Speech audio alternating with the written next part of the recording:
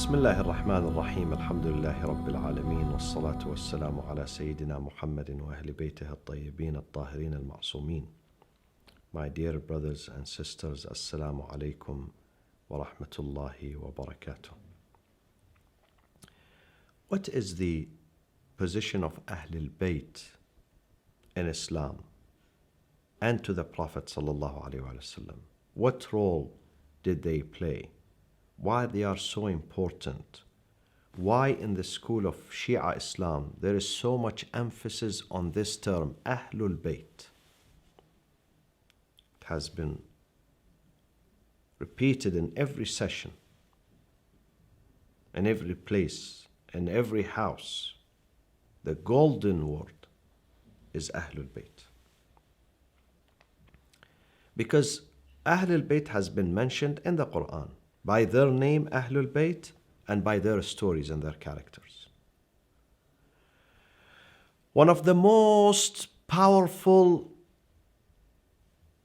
references to the family of the Prophet, to his progeny, to his household in the Quran is in Surah Al-Imran, chapter 3, verse 61. Ayatul Mubahala, the malediction verse that took place in Medina. A very important event. Group of the Christian of Najran in the southern part of the Arabian Peninsula came to meet with the Prophet and to find out about his mission. So they stayed in Medina apparently for a few days, and they had discussion with the Prophet over the identity of Jesus. And they insisted on the divinity of Jesus, that he's the Son of God. The Prophet showed them all the evidence that Jesus is just a human being, a messenger of God. قال إني عبد الله آتاني الكتاب وجعلني نبيا. I am the slave of God. I am the servant of God. He appointed me and ordained me a messenger, a prophet. He has given me the book. But they did not accept that. They insisted on their views. And when there was no solution, the Prophet said, at the guidance of the Quran, that let's go to the desert, the two parties, and invoke God to send his punishment on the party of the liars. This is how the Quran states the story. إن مثل عيسى عند الله كمثل آدم خلقه من تراب ثم قال له كن فيكون الحق من ربك فلا تكن من الممترين فمن حاجك فيه من بعد ما جاءك من العلم فقل تعالوا ندعو أبناءنا وأبناءكم ونساءنا ونساءكم وأنفسنا وأنفسكم ثم نبتهل فنجعل لعنة الله على الكاذبين. Long story, to make it short. Quran is asserting that the similitude of Jesus to God is like the story of Adam. خلقه من تراب. He was made of dirt, the clay. ثم قال له كن فيكون. Who was the father of Adam? Who was his mother? If Jesus has no father, Adam is more surprising. He had no mother too. He was created from dust. So don't be surprised. The Creator, which is God, is able to create someone or something out of dirt and clay. This is a miracle. So don't attribute him to divinity, to the sonhood of God. So when they refused, let's go to the desert, they agreed. Their pontiff, Abdul Masih, said, let's go and do mubahala with the Prophet. But on the following day, when the group preceded the Prophet to that place of Mubahala outside Medina. He said to his companions and his followers, Linara, let's see, let's wait and see. If Muhammad comes with his companions, definitely we will go ahead with the Mubahala. But if Muhammad comes with his immediate family members, we would not do Mubahala. We would not go through this process of invoking the curse of God upon the liars, because this would be very risky. While they were standing and watching, all of a sudden the Prophet appeared. The Prophet is coming. Behind him, holding or carrying, in one arm carrying Hussein alayhi salam, and another arm holding Hassan alayhi salam. Behind him, a lady. Behind her, a man. They asked the people around them, can you identify those people? They said, yes, this is the Prophet carrying his two grandsons. Behind him immediately his daughter Fatima. Behind her, his cousin Ali ibn Abi Talib. The pontiff said, Wallahi inni ara wujuhan. لو سئل الله تعالى أن يزيل بها جبلا لأزاله. By the Lord, I can see faces right in front of me. That if God is asked by them for their sake to remove a mountain from earth, definitely He's going to remove it. فَلَا تُبَاهِلُوا. We are not going to go through this process. فَإِنَّهُ سَيَفْطَرِمُ عَلَيْكُمُ الْوَادِي نَارًا. If you do mubahala and ask God to send His curse on the liars, we're going to be burned. The entire valley here around us is going to be overwhelmed with fire today. So he backed off. And then he took his group back to Najran. But after a few days, he came with some of his senior assistants. They came back to the Medina. They stood before the Prophet. The cardinal, the pontiff, stood before the Prophet declaring, Ashhadu an la ilaha illallah wa ashhadu anna Muhammadan Rasulullah. So the Prophet here, he brought his immediate family. While he had wives in Medina, there were other children, there were other men. فَقُلْ تَعَالَوْا نَدْعُ أَبْنَاءَنَا وَأَبْنَاءَكُمْ وَنِسَاءَنَا وَنِسَاءَكُمْ وَأَنفُسَنَا وَأَنفُسَكُمْ. We invite our children. The Prophet is saying, our children.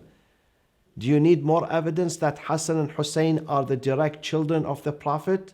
This is the Quran. أَبْنَاءَنَا وَأَبْنَاءَكُمْ. Reference to Hassan and Hussein. نِسَاءَنَا, our women. It's only Fatima here. وَأَنفُسَنَا, ourselves and yourselves. Commentators, they say, نَفْسُ عَلِيٍّ هِيَ نَفْسُ رَسُولِ اللَّهِ. The soul of Ali is the match to the soul of the Prophet sallallahu alaihi wasallam. Another verse that asserts the position of Ahlul Bayt and their importance is the verse of salutation, which is in chapter 33, Surah Al-Ahzab, verse 56. إِنَّ اللَّهَ وَمَلَائِكَتَهُ يُصَلُّونَ عَلَى النَّبِيِّ يَا أَيُّهَا الَّذِينَ آمَنُوا صَلُّوا عَلَيْهِ وَسَلِّمُوا تَسْلِيمًا. Commentators say, and the transmitters of hadith, that the Muslims came to the Prophet, they said, يا رسول الله لقد عرفنا كيف نسلم عليك فعلمنا كيف نصلي عليك. We know how to greet you. Teach us how to salute you. He said to them, قال قولوا اللهم صل على محمد وآل محمد كما صليت على إبراهيم وآل إبراهيم في العالمين إنك حميد مجيد. In another hadith, the Prophet says, لا تصلوا علي الصلاة البتراء. Do not send an amputated prayers, incomplete prayers upon me. They said, Ya Rasulullah, وَمَا الصَّلَاةُ الْبَتْرَاء? What do you mean by an incomplete prayers? and salutation. He said, أن تصلوا علي وتتركوا آلي.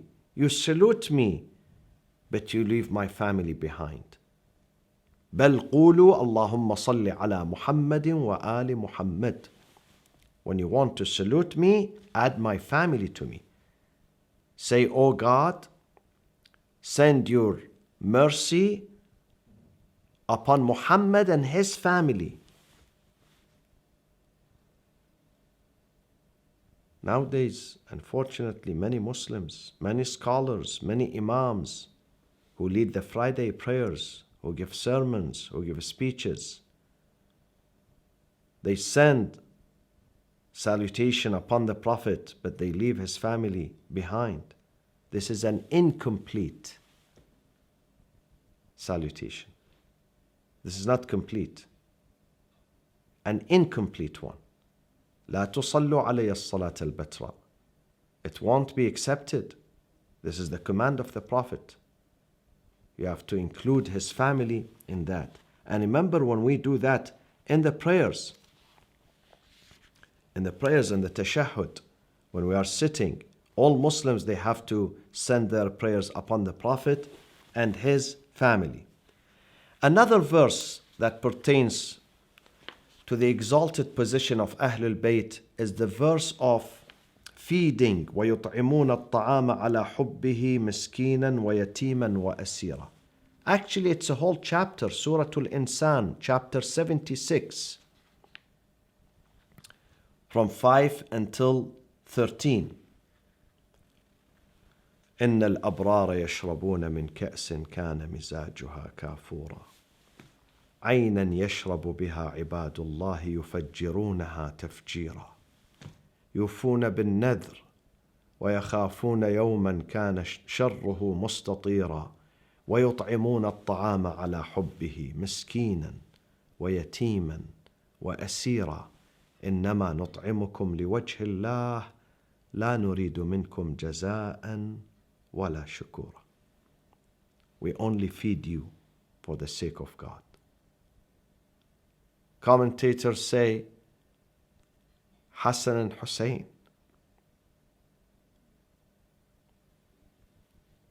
the two kids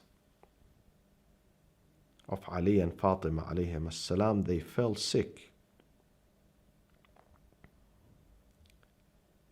So Fatima al-Zahra came to her father telling him, he's next door. They live in the same house. And the Prophet taught her to make a vow, nadhr, that if God cures them, they will do something good. A virtuous act. So Fatima alayhi salam just did that. She made the nadhr. And when Hassan and Hussein were cured, she made nadhr to fast for 3 days. So they decided to begin the fasting. There were 5 people in the house. Imam Ali, Fatima al-Zahra, Hassan and Hussein, and Fidda, the servant maid who lived with them. She was part of their family, helping them out.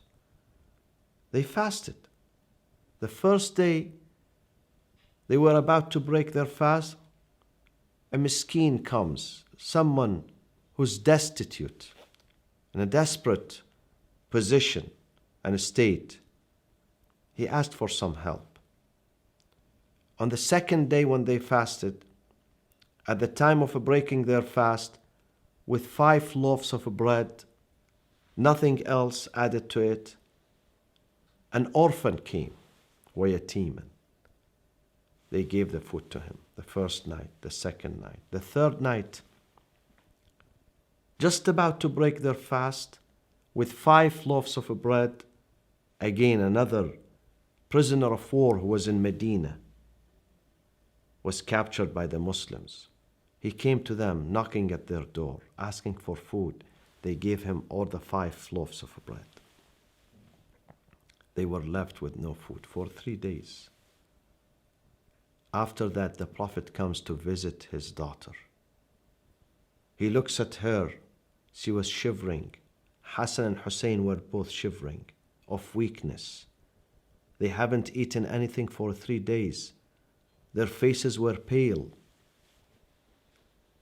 And here the Prophet realizes that Fatima Zahra alayhi salam and her family were fasting for 3 days. And each time where they were about to break their fast, someone knocks at the door asking for some help. They take all the food, which is only bread and nothing else, and they give it to him. وَيُطْعِمُونَ الطَّعَامَ عَلَى حُبِّهِ مِسْكِينًا وَيَتِيمًا وَأَسِيرًا. Despite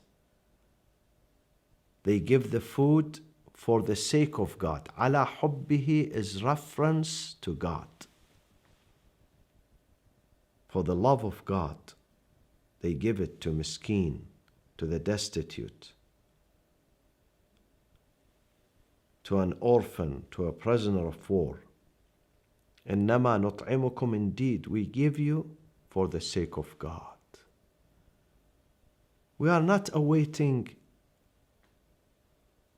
to compliment us. No complimentary, no praise, no word of thanks. لا نريد منكم جزاء ولا شكورا. This is the noble sacrifice of Ahlul Bayt.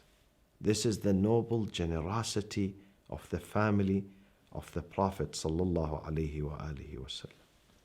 One of the most important narrations of the Prophet vis-a-vis his family and their relevance to Islam and their sacrifice and their relevance to the future of Islam is Hadith al-Thaqalayn. Hadith al-Thaqalayn has been narrated by over 20 companions of the Prophet and over 180 references, major references in the Sunni tradition, among them books of tafsir, commentary on the Quran, among them books of hadith, among them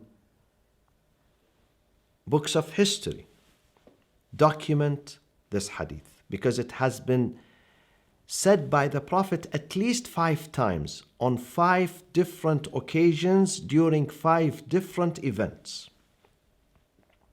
The last one being on his deathbed. But before that, he said it in Mecca. He said it in Medina. He said the hadith, same hadith in Ghadir Khum. يوشك أن أدعى فأجيب وإني تارك. It is probable that I will be called soon and I will be responding. So I leave behind me 2 weighty things. Weighty things. Not physical weight, spiritual weight. 2 important things. 2 worthy things. Kitab Allah, the book of Allah, which is a strange stretched, hablun mamdudun, from the heaven to earth, بين السماء والأرض. And my progeny, وعترتي, أهل بيتي, my family. Verily Allah, the Merciful, the Aware, has informed me, وإن اللطيف الخبير أنبأني أنهما لن يفترقا حتى يرد علي الحوض, that these 2 will never be separated from each other until they meet me at the fountain of abundance on the day of judgment.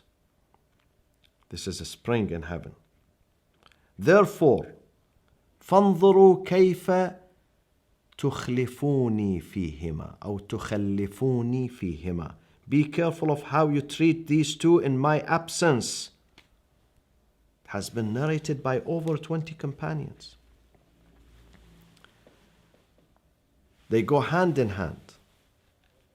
The mentor, the messenger, the leader, the prophet is leaving physically his community. But mentally, spiritually, he is among them through 2 things. Kitab Allah, the Holy Quran, وعترتي أهل بيتي, and my progeny. They go hand in hand. They have this eternal alliance. They are not separated. As much as Ahlul Bayt, they need the Quran, the Holy Quran also needs Ahlul Bayt. Because they are the interpreters of the Quran, the authentic interpretation. Tafsir Ahlul Bayt is the most authentic.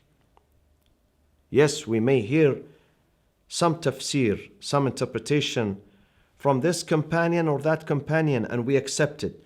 But the most authentic one, it comes from the family of the Prophet.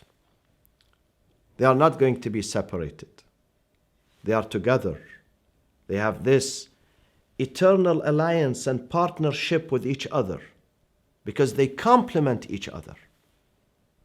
The Quran is important and Ahlul Bayt are important too. One explains the other, one supports the other, one complements the other. This is one hadith.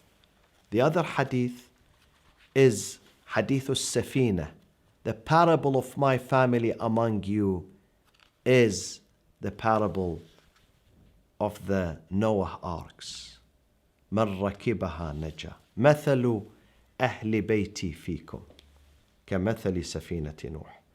Whoever embarks on that ark is going to receive salvation. Whoever chooses not to embark on that ark, he would receive drowning and damnation. Now you come to the Muslim community. Some of them, they chose to embark on that ark to be safe and rescued. They are on the safe path to the Prophet.